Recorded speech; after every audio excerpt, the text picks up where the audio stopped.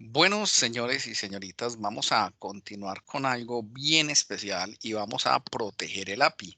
El API en este momento pues recibe peticiones de cualquiera que se conozca la URL va a poder hacer peticiones y borrar los productos, pues o modificarlos, cambiarles el precio y obviamente nosotros no queremos eso. O sea, nosotros ahora vamos a hacerle una cirugía de corazón abierto al sistema porque esto vamos a meternos con unos temas, pues ya no es tan fácil. Vamos a cambiar desde el API y vamos a hacer que no se pueda consumir el API si no tengo un token de seguridad y vamos a utilizar un token que a mí me encanta que se llama una autenticación basada en Bitter Token.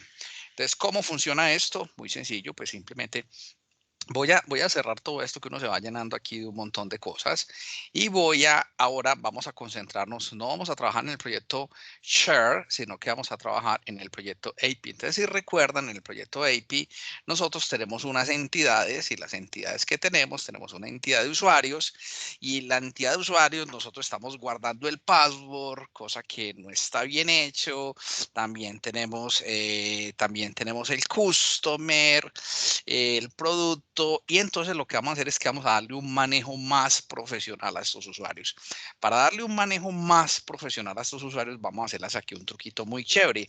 Vamos a decirle que mi tabla de usuarios hereda de una tabla que ya me provee el framework de Microsoft que se llama, vamos a ponerlo a heredar de algo que se llama el Identity User. Voy a hacer algo, voy a cerrar aquí, voy a guardar y voy a volver a abrir porque resulta que para que me funcionen algunas autocompletaciones. Es que tengo problemas, no sé si será en mi ambiente o será que a todos les pasa, pero me pone litos. Entonces voy a cerrar y abrir y así creo que me va a autoimportar las cosas que necesito que me autoimport más rápido y eso me va a hacer que el video pues fluya. Entonces, mi tabla Identity User, obviamente cuando yo le pongo aquí Identity User, él va a marcar un error, él no va a saber qué es eso.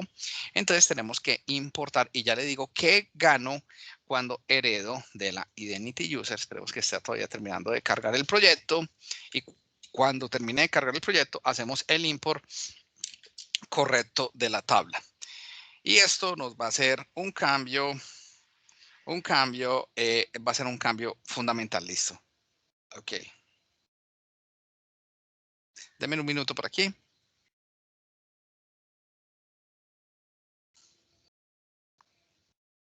Denme un minuto. Yo respondo aquí algo y ya. Listo. Ahí está. Entonces, aquí viene la cosa. Entonces, cuando yo le digo aquí Identity User, le digo control punto para hacer los import, vamos a utilizar esta clase que es el Microsoft ASP.NET Core Identity. ¿Y qué heredo yo? Heredo lo siguiente. Si venimos aquí, le presiono F12, a su vez, ella hereda de esta que se llama Identity User. Y si le digo Identity User, vamos a hacer que mi tabla de usuario tenga todos estos campos. De todos sus campos, hay unos que me interesan. Por ejemplo, el teléfono del usuario ya lo tengo.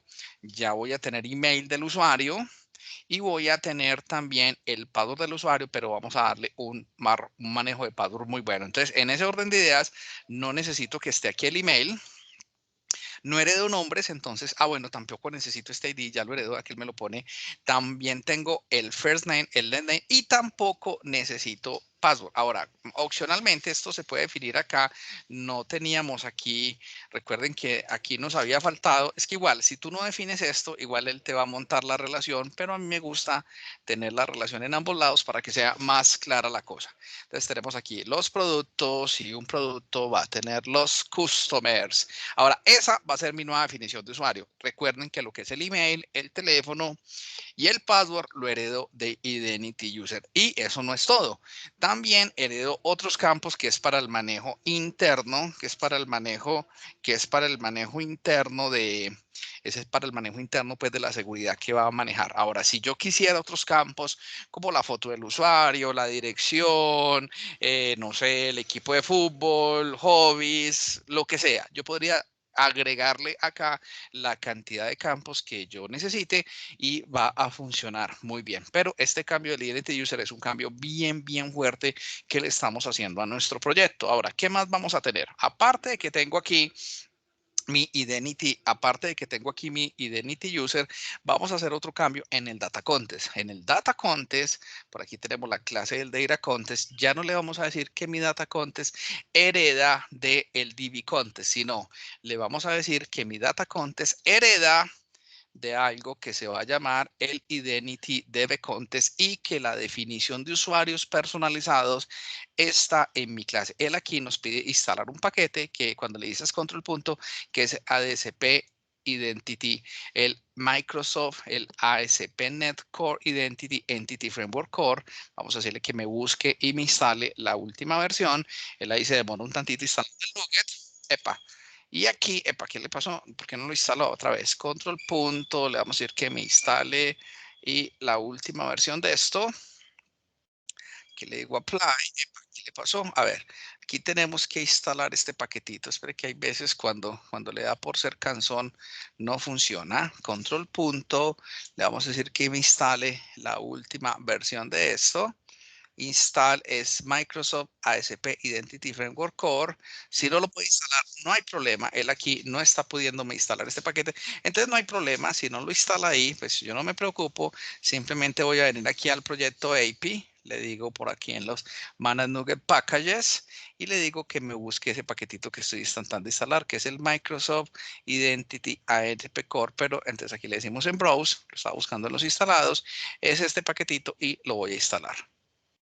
Aquí le digo que acepte y ahí está. Hay veces, normalmente siempre lo puedo instalar por allá. Aquí no quiso funcionar, pero bueno, bendito sea. Ahora le digo control punto.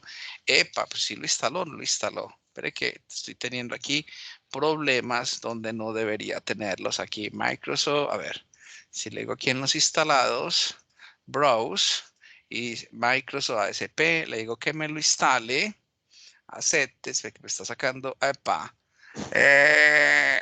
Ok, listo. Está sacando aquí.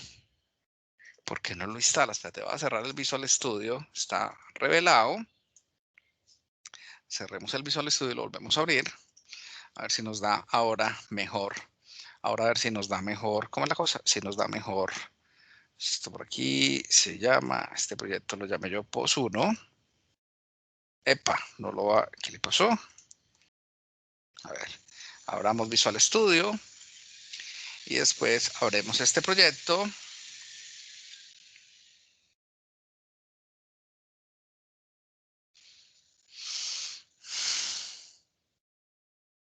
Listo. Y vamos a irnos a nuestros paquetes. Más lo debería instalar por acá. Cosa que me parece rarísimo que no me lo haya instalado. A ver, espero a que reporte el error para poderle dar el control punto. Listo. Entonces si le digo aquí control punto, le decimos que epa, ya no lo quiere ni siquiera reforzar. Control punto, ahora sí, install esto y le digo que busque y encuentre la versión y dice que no pudo. ¿Por qué no pudo? Vamos a hacer algo. Voy a darle, ok, vamos a hacer una cosa. Vamos a dejar esto como lo teníamos. Vamos a decirle, de pronto este error no me lo deja. Esto estaba aquí heredando, era de la DB Contest. Carajo, epa, se me ejecutó sin querer. Paremos aquí el proyecto.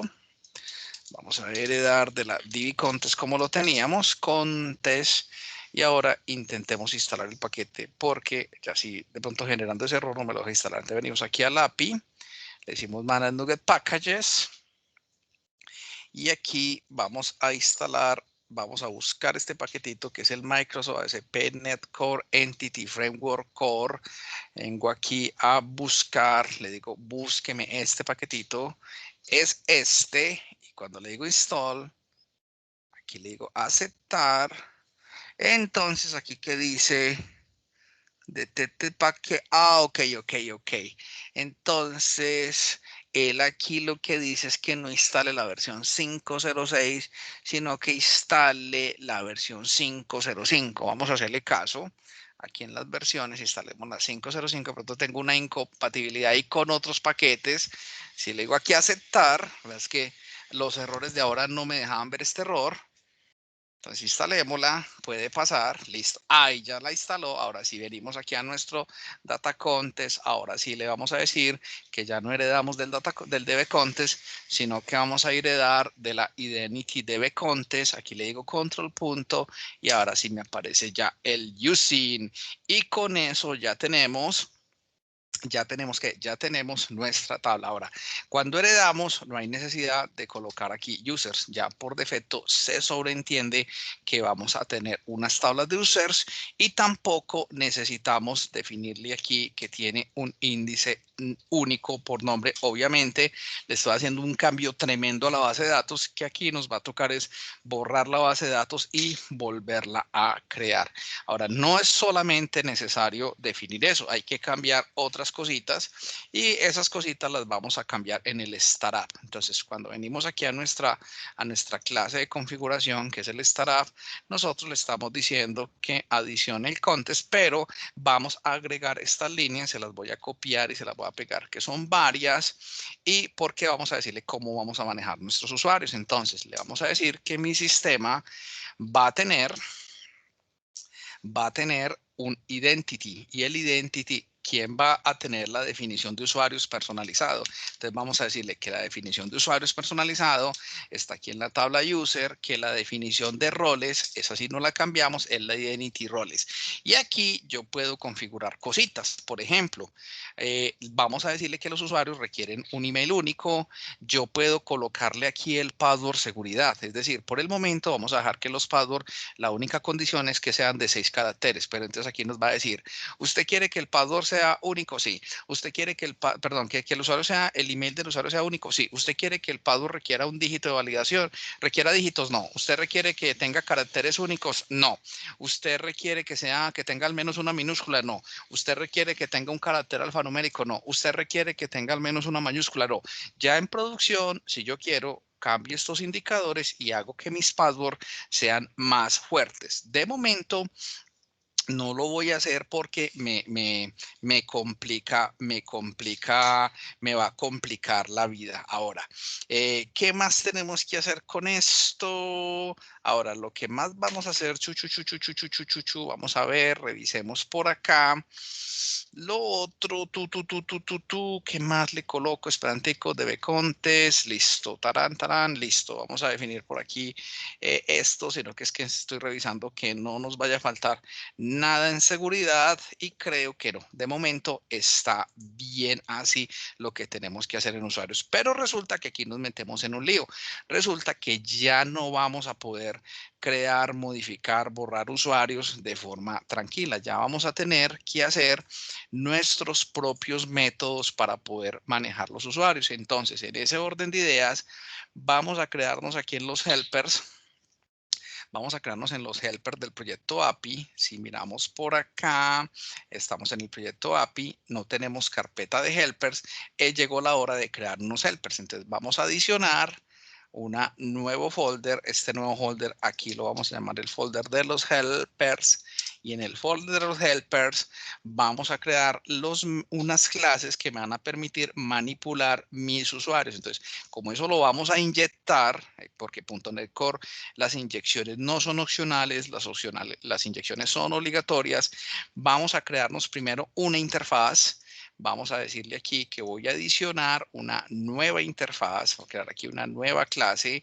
Esta nueva clase le voy a llamar el iUserHelper.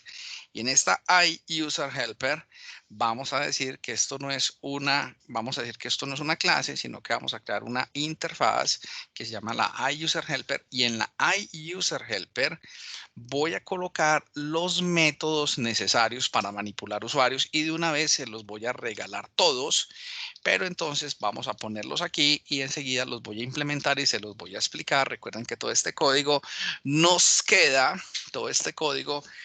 va a quedar en nos queda en el repositorio. Entonces, ¿qué tenemos? Vamos a tener un método llamado getUser, que yo le paso el email y él me va a devolver el usuario. Obviamente, aquí necesitamos las entities.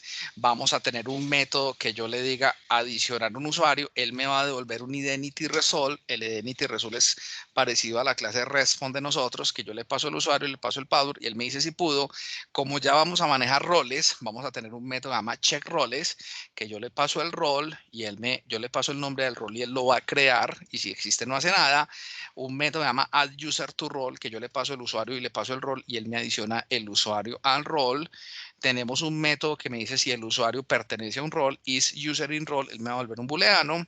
Tenemos un método para desloguear el usuario, un método para validar el password, un método para cambiar el password, un método para actualizar un password. Ahora, también en un futuro podemos hacer que cuando yo cree un usuario, vamos a hacer que el email lo estamos pidiendo, pero a mí nadie me garantiza que ese email exista.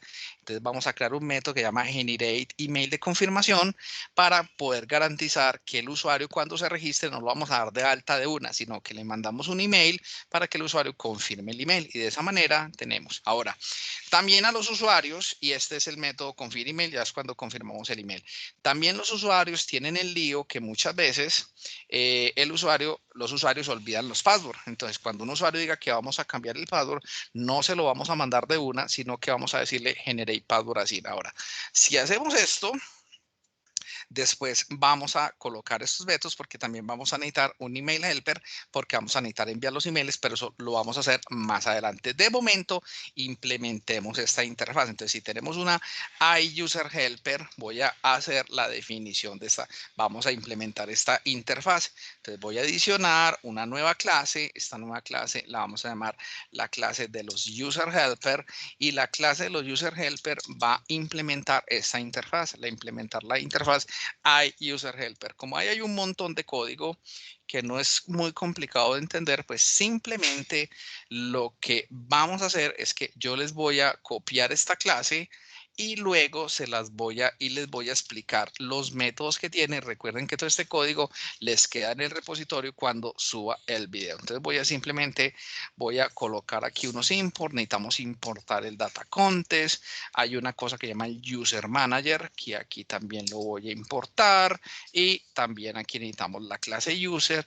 Denme un tantito y ya les explico qué es todo esto que estoy haciendo. Aquí me está sacando error porque aquí para también necesitamos link queue. Te lo voy a dar así control punto para que, no, perdón, aquí necesitamos el framework core y listo, ya no hay errores. Ahora voy a limpiar aquí los using que no estoy usando y ahí nos quedó. Entonces vamos a explicar esta clase. Entonces, ¿qué tenemos?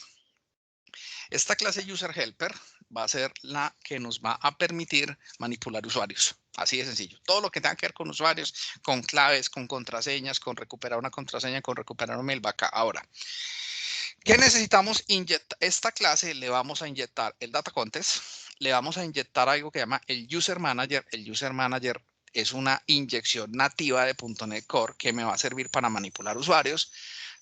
Similar a eso, vamos a inyectarle otra cosa que se llama el role manager, que nos va a servir para manejar roles en la aplicación, y inyectamos algo que se llama el Sanguine Manager. El Sanguine Manager es una inyección que nos va a permitir loguearnos y desloguearnos. Este es el que entonces tenemos tres elementos. Esta clase lo que hace es que encapsula la funcionalidad de estas otras tres. ¿Para qué? Para hacer más fácil el trabajo. Entonces, inyectamos estos elementos. ¿Y cómo se adiciona un usuario? Es muy fácil. Simplemente para adicionar un usuario, le pasamos el objeto usuario y un password y llamamos el método del user manager create user y él lo crea. Si no lo crea, nos dice por qué no lo puedo crear. ¿Por qué no lo puede crear? De pronto no lo puede crear porque el email ya existe, o no lo puede crear porque la contraseña no cumple con los requisitos, o ahí pues él nos va a devolver claramente el mensaje. Ahora tenemos otro método que es adicionar usuario a un rol. Es decir, este usuario es administrador, este usuario es empleado. Ahorita vamos a crear los roles. Entonces le pasamos el usuario y le pasamos el rol. Y el que hace lo crea.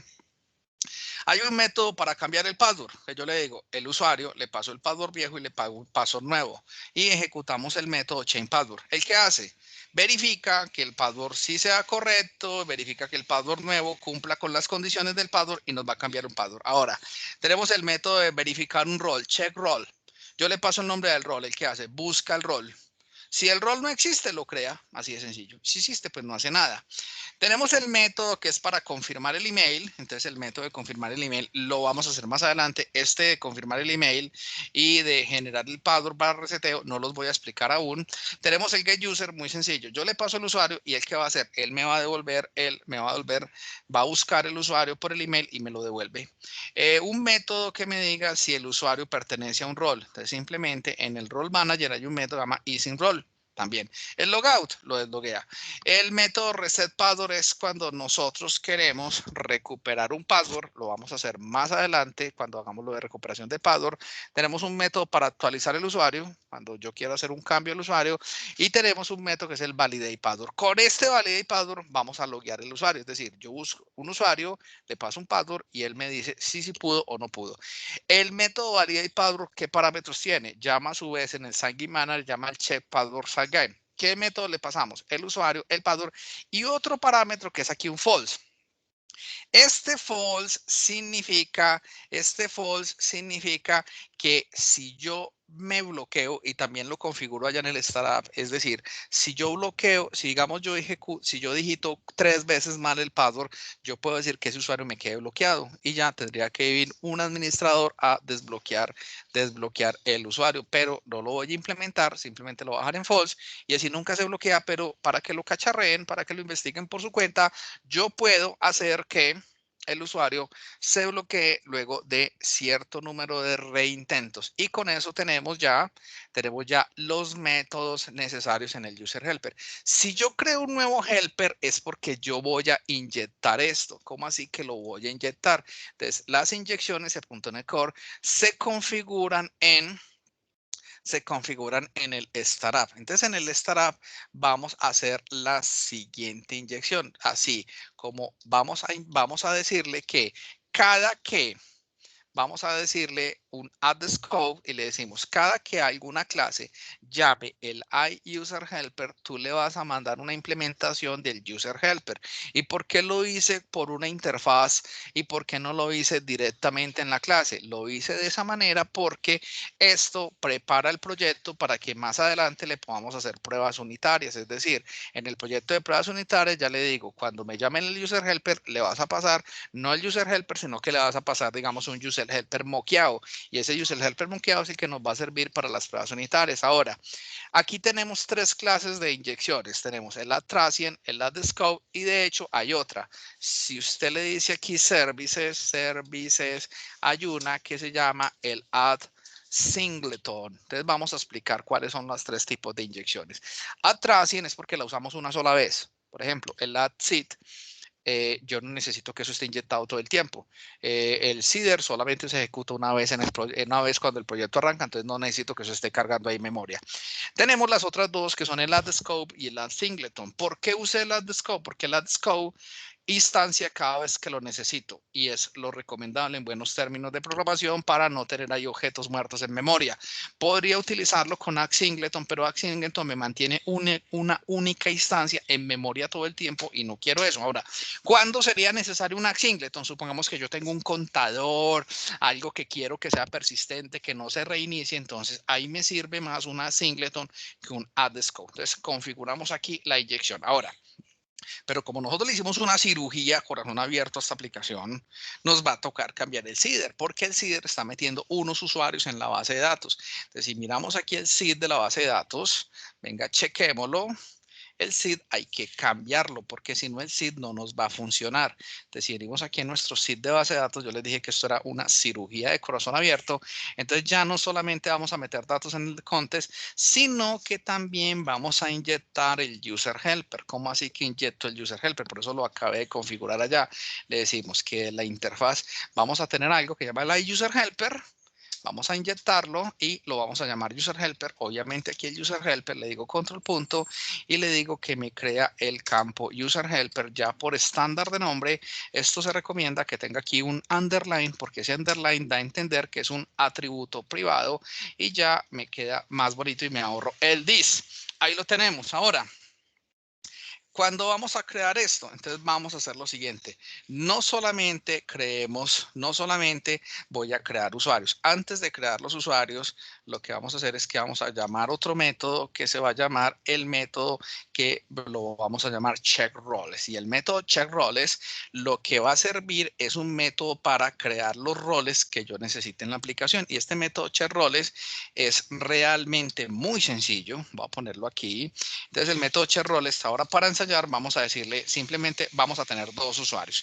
Entonces vamos a tener, pero, bueno, aquí necesito crear una enumeración que se llama la user type. Prefiero hacerlo por enumeración para que me quede mucho más bacancito, más ordenado el código. Entonces vamos a hacerla. Entonces aquí en el proyecto API, voy a crear una nueva numeración, que le digo que voy a crear un nuevo folder para que me queden todas reconociditas, y en el nuevo folder vamos a llamar el folder de las enumeraciones, y en el folder de las enumeraciones vamos a crear una enumeración se crea como una clase, le digo adicionar una nueva clase, le digo que esto es la voy a llamar user type, pero realmente no es una clase, sino que va a ser una enumeración. ¿Y qué es una enumeración? Simplemente una lista de cosas, sino es que me va a poder manejar. Entonces, en mis tipos de usuarios, voy a tener solamente dos tipos de usuarios. Un usuario que va a llamar el administrador y otros tipos de usuarios que es el usuario. ¿Eso qué me va a permitir? Me va a permitir luego dar seguridad, es decir, que los administradores puedan hacer unas cosas o que los usuarios normalitos puedan hacer otras. Igual, dependiendo del tipo de proyecto, yo podría tener muchas enumeraciones. Entonces aquí lo que le estamos diciendo es que vamos a crear dos roles, un rol de administrador y un rol de usuario. Ahora, ya mi método checkUsers, ¿cómo lo tengo? No me sirve porque mi método checkUser está creando dos usuarios, que es el usuario Juan y el usuario Ledis. Este método ya lo voy a botar porque así como está ya no me funciona. Ya mis usuarios son un cuento totalmente diferente. Entonces, lo que voy a hacer mejor en mi SID, voy a cambiar ese método de chequear usuarios y lo voy a cambiar por un método que me cree el usuario, digamos check user. Entonces le digo, créeme el usuario se llama Juan, el apellido Zuluaga, le voy a pasar el email y le voy a pasar el teléfono. Obviamente, cuando yo le digo que cree este usuario, ahí estamos creando en el CIDR al menos unos usuarios administradores. Y este método de checar el usuario, voy a crearlo por acá, y este método de checar el usuario ya usa las funciones del helper. Entonces, ¿qué método le estamos pasando? Le vamos a pasar el primer nombre, pues nombres, apellidos, el email y el teléfono. A todos los usuarios aquí que va a meter el CIDR, pues le vamos a meter la misma contraseña. ¿Qué hacemos? Vengo a la tabla de usuarios y con el user helper hay un método que se llama getUser. Recuerden que le paso el email, me devuelve el usuario. Si el usuario no existe, entonces, si el usuario no existe, entonces, ¿qué hacemos? El usuario, decimos que es un nuevo usuario, nombre es el nombre, apellidos y apellidos, email con email, el username. Aquí tenemos que el email y el username son dos campos muy importantes y son lo mismo. Y el teléfono, le vamos a pasar el teléfono. Ahora, le vamos a decir que este usuario que creamos por el CIDR, le estamos diciendo que me lo cree con el password 123456. Y aparte de eso, estamos diciendo, como son usuarios súper administradores, estamos diciendo que este usuario lo vamos a colocar en esto incluso me gusta, ¿sabes qué? Hacerlo no ahí, sino que creo que queda más bacano si lo hacemos aquí siempre háganlo por la interfaz, queda más chévere así. Entonces le estamos diciendo, ¿por qué? Porque cambio la interfaz, si cambio la enumeración, pues va a quedarme todo el código dinámicamente. Entonces, le vamos a decir aquí que también va a ser de tipo usuario. Si observáis, hasta el momento ya estamos modificando y vamos a crear otro usuario, pues para que no me quede solamente un administrador, vamos a crear otra usuaria, puede ser, voy a crear aquí una usuaria que puede ser la usuaria Ledis Bedoya. Entonces aquí Ledis Bedoya, el email va a ser, entonces aquí ya va a ser Ledis, no puede ser igual el correo porque si no, no lo va a crear. Entonces si observáis, hemos hecho un cambio berraco en la base de datos y cambiamos el CIDR. Ahora, ¿qué tenemos que hacer? Como le hemos hecho una cirugía tan berraca a la base de datos, voy a hacer lo siguiente. Voy a desactivar los otros proyectos para que no me pongan problema al momento de compilación. Voy a desactivar todo esto. Solamente voy a dejar el proyecto API porque voy a correr los comandos necesarios para crear la nueva base de datos. Entonces, desactivo esto para garantizar que mi proyecto API funcione.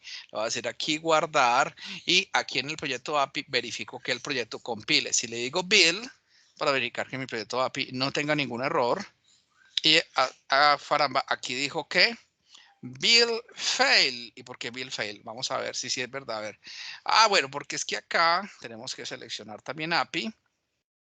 Y aquí el proyecto API va de nuevo. Si le digo Bill, vamos a ver. Bueno, aquí dice que hay un problema con este operador. Ok. Porque vamos a tener que aquí no funciona porque yo tengo un controlador de usuarios y este controlador de usuarios ya no me va a servir. Inicialmente voy a hacer algo. Este controlador de usuarios que nosotros lo habíamos hecho, que nos servía para crear, modificar usuarios, ese controlador ya no va más. Voy a eliminarlo. Y después vamos a hacer nuestro propio controlador porque eliminando esto ya la aplicación no va a loguear, pero es parte de lo que tenemos que hacer. Entonces voy a eliminar este. Y listo, ahora sí, si le volvemos a decir nuevamente API, este proyecto tiene que compilar para poder correr los comandos. Le decimos build, ahí va. Tarán, ya dice un build success. Ahora, ya que compiló mi proyecto, vamos a configurar la nueva base de datos. Entonces, aquí en el Package Manager Console, voy a anclarlo aquí. Recuerde que aquí tiene que decir API. Aquí también tiene que estar seleccionando, el proyecto API. Y lo primero que vamos a hacer es borrar la base de datos. Para borrar la base de datos, simplemente ejecutamos el comando drop database. Hay que borrarla porque le hicimos un cambio tal que eso no es migrable. Entonces, aquí le decimos... Le digo drop database, él está ahí, él me dice, ¿está seguro de borrar la base de datos? Yo le digo que yes, que la borre y en este momento ya hemos borrado la base de datos. Vamos a correr una nueva migración, aquí le decimos add migration y en la nueva migración, entonces ya vamos a colocarla aquí, vamos a colocarle que le adicionamos add user, vamos a decirle add user tables. Y aquí les voy a mostrar algo porque no solamente se me crea la tabla de usuarios, sino que también se me va a crear la tabla de roles y otra cantidad de tablas. Si observáis, mira que aquí voy a desanclar esto un momentito. Si observáis, mira que ¿qué va a hacer? Va a estar haciendo un montón de índices, pero lo más importante es que me va a crear una tabla que se llama ASP.NET Roles, crea otra que se llama ASP.NET User Claims, crea otra que se llama User Logins, crea User Tokens, aquí crea un montón de User Log Claims, etcétera. Crea una cantidad ASP.NET Users y User Roles, que es la relación entre usuarios y roles. Y bueno, él ahí, bueno, mira que este comando es bien grandote. Vamos a aplicarle unos cambios muy tenaces a la base de datos. Luego de que le aplicamos, luego de que ya tenemos el comando de migración, ahorita sí vamos a correrla. Entonces, si le decimos update-database, si le digo update database, ahí se fue, listo. Vamos a, aquí dice que hay un problema porque no pudo hacer, a ver, aquí por cero, vamos a hacer algo. Como yo hice un cambio tan grande a la base de datos, voy a eliminar todas las migraciones. Es una cosa que podemos hacer. Les recomiendo ese truco cuando tengan lío con eso, porque aquí hicimos, eso pues normalmente hubiera hecho esto desde el principio, sino que quería primero hacerlo desde lo fácil. Entonces, voy a decirle remove migration, vamos a tomarle una foto a la base de datos, cómo quedó, remove migration, si le digo remove migration, vea que él me elimina la última migración, y si le vuelvo a decir remove migration, vea que me va a eliminar la otra migración, y si le digo, bueno, aquí hay que borrar la base de datos, vamos a decirle drop database para que me las deje borrar, drop data, vamos a correr otra vez el drop database, porque ya la base de datos había creado algo, yes, y después de que borro la base de datos, ahora sí, corro los comandos de remove migration, y elimina la migración, y si le digo decir reboot migration, entonces mira qué tarán, desaparecí la carpeta de migraciones. Ahora con la nueva foto de la base de datos, ahora sí vamos a correr un comando, vamos a correr el comando de add migration y le digo add user tables. Entonces mira que ahí vas a crearme toda la base de datos. Lo que hice fue que la borré toda para poder volver a aplicar mira, esta por ejemplo la tabla de usuarios, que es una tabla ya mucho más grande. Y si le decimos aquí nuevamente, corremos el comando, ahora sí, si corremos el comando update database, ya no debería poner problema. Update database. Si corremos aquí el update database, ahí se fue, turun, listo, ahí está. Lo único que nos sacó es una recomendación por precio. Si venimos aquí a nuestro SQL Object Explorer, te vas a dar cuenta que el cambio que le metimos a la base de datos fue tenaz. Es decir, si venimos aquí en Databases y si miramos aquí a la base de datos, aquí en POS1, que es la que estamos creando, en tablas, mira que ya hay muchas más tablas. Mira que las tablas de nosotros son la de Customer y la de Product, pero tenemos una base de datos que se llama, por ejemplo, esta de usuarios, es donde se crean los usuarios. Ahora, si corro el proyecto API, ahora, ojo que si borramos la base de datos aquí local, también nos toca borrar la base de datos que creamos en Azure, que si no, va a poner problema cuando publiquemos, pero eso lo hacemos luego. Entonces, mira que aquí el proyecto está corriendo, ya corrió, el CIDR no sacó error. ¿Qué significa que el CIDR no sacó error? Que si yo puedo mirar aquí mis datos, por ejemplo, le digo aquí la tabla users, le digo view data. Observen que aquí ya tenemos la nueva definición de la tabla de usuarios, tiene muchos más campos y una de las cosas buenas que tiene es que el password está encriptado y ese password no se puede desencriptar. Ya tenemos los métodos de seguridad necesarios para eso. Entonces, con este cambiezote que le hicimos a la base de datos, si miramos aquí, por ejemplo, la tabla de productos, si le digo view data de productos, epa, ¿dónde está? No le, el CIDR no le mete data a productos. Venga, miremos aquí. Si digo aquí view data de customers. Pues estoy veces, no, ahí está, es que a veces, aquí están las datas de productos, ahí está, vea que el código del usuario ya es un Git, el código del usuario ya no es un numérico, como les digo, le metimos, aquí con esto le hemos metido full tren de seguridad al sistema, pero hicimos algo delicado, borramos el controlador de customer y el controlador de customer lo borramos porque ya es diferente, ya la forma como vamos a proteger el API, necesitamos loguearnos de manera diferente y eso es lo que vamos a hacer en el próximo video. En este video lo que hicimos fue preparar todo el ambiente, le metimos las tablas de usuarios de seguridad, le hicimos una cirugía ni el berraca al sistema. Para el próximo video lo que vamos a hacer es vamos a crear los tokens de seguridad y vamos a proteger las APIs para que las APIs sean consumidas con esos tokens. Si te ha gustado, dale dedito arriba. Nos vemos en el siguiente. Muchas, pero muchas gracias.